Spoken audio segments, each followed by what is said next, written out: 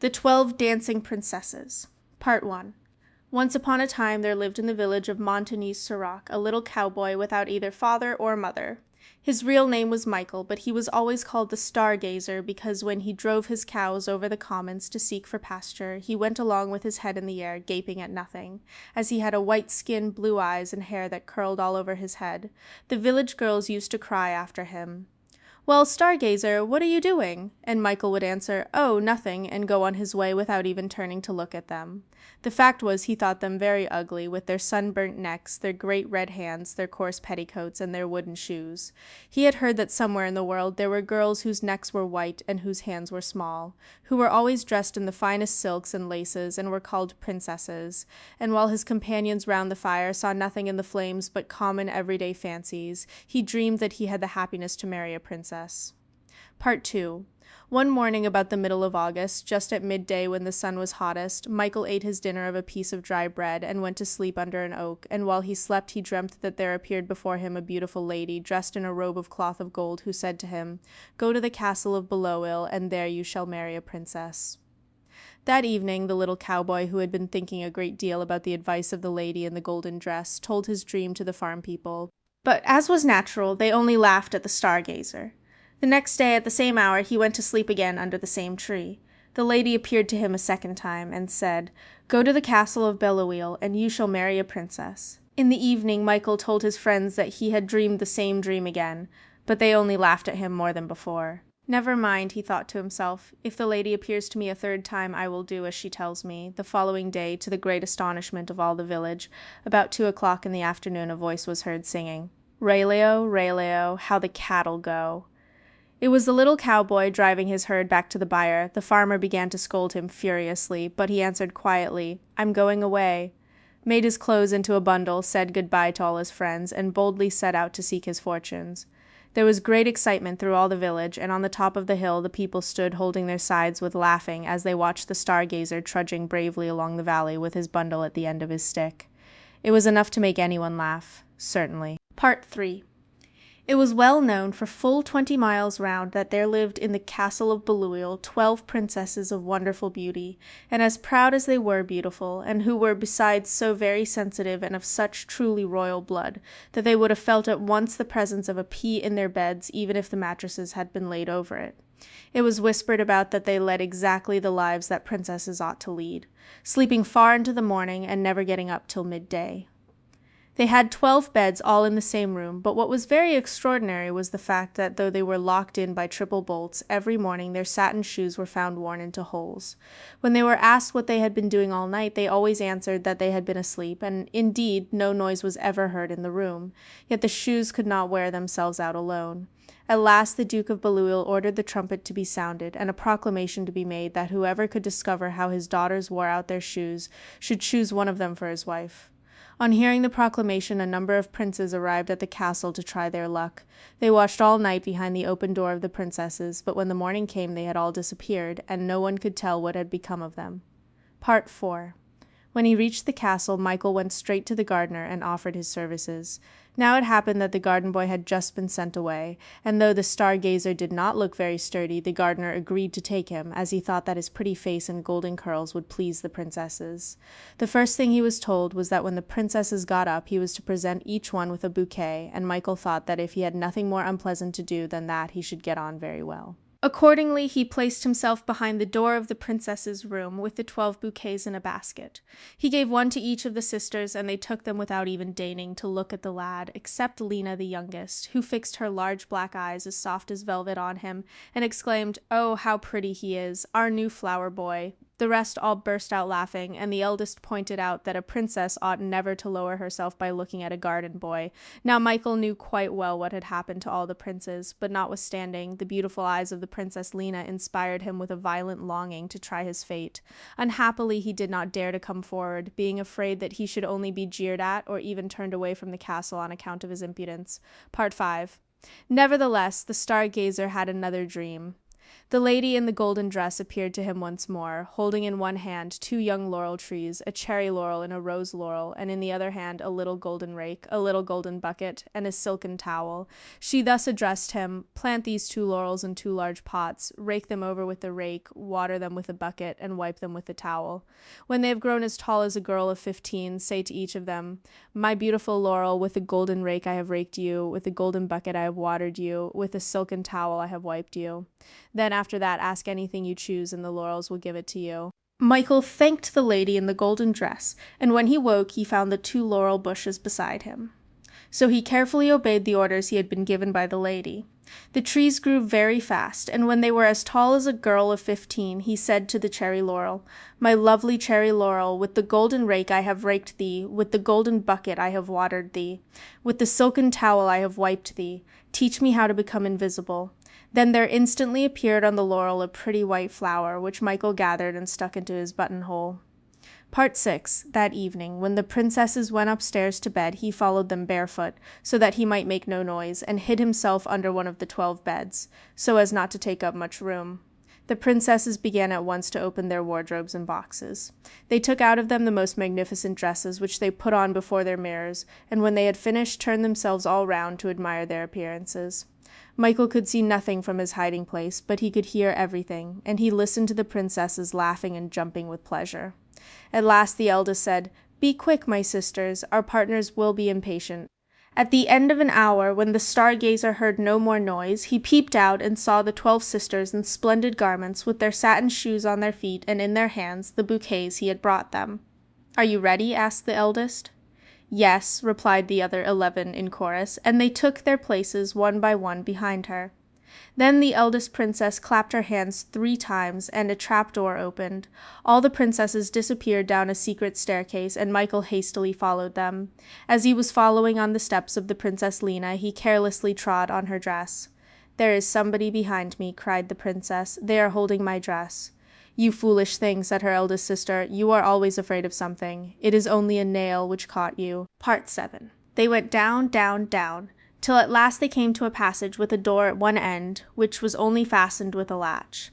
The eldest princess opened it, and they found themselves immediately in a lovely little wood, where the leaves were spangled with drops of silver, which shone in the brilliant light of the moon. They next crossed another wood where the leaves were sprinkled with gold, and after that another still, where the leaves glittered with diamonds. At last the star-gazer perceived a large lake, and on the shores of the lake 12 little boats with awnings, in which were seated 12 princes, who, grasping their oars, awaited the princesses.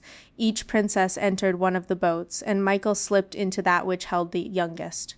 The boats glided along rapidly, but Lena's, from being heavier, was always behind the rest. "We never went so slowly before," said the princess. "What can be the reason?" "I don't know," answered the prince. "I assure you I am rowing as hard as I can." On the other side of the lake the garden boy saw a beautiful castle, splendidly illuminated, whence came the lively music of fiddles, kettle drums, and trumpets. In a moment they touched land, and the company jumped out of the boats, and the princes, after having securely fastened their barks, gave their arms to the princesses and conducted them to the castle. Part 8. Michael followed, and entered the ballroom in their train. Everywhere were mirrors, lights, flowers, and damask hangings. The star-gazer was quite bewildered at the magnificence of the sight. He placed himself out of the way in a corner, admiring the grace and beauty of the princesses. Their loveliness was of every kind. Some were fair and some were dark, some had chestnut hair or curls darker still, and some had golden locks. Never were so many beautiful princesses seen together at one time, but the one whom the cowboy thought the most beautiful and the most fascinating was the little princess with the velvet eyes. With what eagerness she danced! Leaning on her partner's shoulder, she swept by like a whirlwind. Her cheeks flushed, her eyes sparkled, and it was plain that she loved dancing better than anything else. The poor boy envied those handsome young men with whom she danced so gracefully, but he did not know how little reason he had to be jealous of them. The young men were really the princes, who, to the number of 50 at least, had tried to steal the princess's secret. The princesses had made them drink something of a philtre, which froze the heart and left nothing but the love of dancing. Part 9. They danced on till the shoes of the princesses were worn into holes. When the cock crowed the 3rd time, the fiddles stopped, and a delicious supper was served by Negro boys, consisting of sugared orange flowers, crystallized rose leaves, powdered violets, cracknels, wafers, and other dishes which are, as everyone knows, the favorite food of princesses. After supper, the dancers all went back to their boats, and this time the Stargazer entered that of the eldest princess. They crossed again the wood with the diamond-spangled leaves, the wood with gold-sprinkled leaves, and the wood whose leaves glittered with drops of silver. And as a proof of what he had seen, the boy broke a small branch from a tree in the last wood. Lena turned as she heard the noise made by the breaking of the branch. What was that noise? She said it was nothing, replied her eldest sister. It was only the screech of the barn owl that roosts in one of the turrets of the castle. While she was speaking, Michael managed to slip in front, and running up the staircase, he reached the princess's room first. He flung open the window, and sliding down the vine which climbed up the wall, found himself in the garden just as the sun was beginning to rise, and it was time for him to set to his work. Part 10. That day, when he made up the bouquets, Michael hid the branch with the silver drops in the nosegay intended for the youngest princess. When Lena discovered it, she was much surprised. However, she said nothing to her sisters, but as she met the boy by accident while she was walking under the shade of the elms, she suddenly stopped as if to speak to him, then altering her mind went on her way. The same evening the 12 sisters went again to the ball, and the Stargazer again followed them and crossed the lake in Lena's boat. This time it was the prince who complained that the boat seemed very heavy. "It is the heat," replied the princess. "I too have been feeling very warm." During the ball she looked everywhere for the gardener's boy, but she never saw him. As they came back, Michael gathered a branch from the wood with the gold-spangled leaves, and now it was the eldest princess who heard the noise that it made in breaking. "It is nothing," said Lena, "only the cry of the owl which roosts in the turrets of the castle." Part 11. As soon as she got up, she found the branch in her bouquet. When the sisters went down, she stayed a little behind and said to the cowboy, "Where does this branch come from?" "Your Royal Highness knows well enough," answered Michael. "So you have followed us?" "Yes, princess." "How did you manage it?" "We never saw you." "I hid myself," replied the Stargazer quietly. The princess was silent a moment, and then said, "You know our secret? Keep it. Here is the reward of your discretion." And she flung the boy a purse of gold. "I do not sell my silence," answered Michael, and he went away without picking up the purse. For 3 nights Lena neither saw nor heard anything extraordinary. On the 4th she heard a rustling among the diamond-spangled leaves of the wood. That day there was a branch of the trees in her bouquet. She took the Stargazer aside and said to him in a harsh voice, "You know what price my father has promised to pay for our secret." "I know, princess," answered Michael. "Don't you mean to tell him? That is not my intention. Are you afraid?" "No, princess." "What makes you so discreet, then?" But Michael was silent. Part 12 of Lena's sisters had seen her talking to the little garden boy, and jeered at her for it. "What prevents your marrying him?" asked the eldest. "You would become a gardener too. It is a charming profession. You could live in a cottage at the end of the park, and help your husband to draw up water from the well, and when we get up you could bring us our bouquets." The Princess Lena was very angry, and when the Stargazer presented her bouquet, she received it in a disdainful manner. Michael behaved most respectfully. He never raised his eyes to her, but nearly all day she felt him at her side without ever seeing him. One day she made up her mind to tell everything to her eldest sister. "What?" said she. "This rogue knows our secret, and you never told me. I must lose no time in getting rid of him." But how? Why? By having him taken to the tower with the dungeons, of course, for this was the way that in old times beautiful princesses got rid of people who knew too much. But the astonishing part of it was that the youngest sister did not seem at all to relish this method of stopping the mouth of the gardener's boy, who after all had said nothing to their father. Part 13. It was agreed that the question should be submitted to the other 10 sisters. All were on the side of the eldest. Then the youngest sister declared that if they laid a finger on the little garden boy, she would herself go and tell their father the secret of the holes in their shoes. At last it was decided that Michael should be put to the test, that they would take him to the ball, and at the end of supper would give him the philtre, which was to enchant him like the rest. They sent for the Stargazer and asked him how he had contrived to learn their secret, but still he remained silent. Then, in commanding tones, the eldest sister gave him the order they had agreed upon. He only answered, "I will obey." He had really been present, invisible, at the council of princesses, and had heard all, but he had made up his mind to drink of the philtre, and sacrifice himself to the happiness of her he loved. Not wishing, however, to cut a poor figure at the ball by the side of the other dancers, he went at once to the laurels, and said, "My lovely rose laurel, with the golden rake I have raked thee, with the golden bucket I have watered thee, with the silken towel I have dried thee, dress me like a prince." A beautiful pink flower appeared. Michael gathered it, and found himself in a moment clothed in velvet, which was as black as the eyes of the little princess, with a cap to match, a diamond aigrette, and a blossom of the rose laurel in his buttonhole. Thus dressed, he presented himself that evening before the Duke of Belloeil, and obtained leave to try and discover his daughter's secret. He looked so distinguished that hardly anyone would have known who he was. Part 14. The 12 princesses went upstairs to bed. Michael followed them, and waited behind the open door till they gave the signal for departure.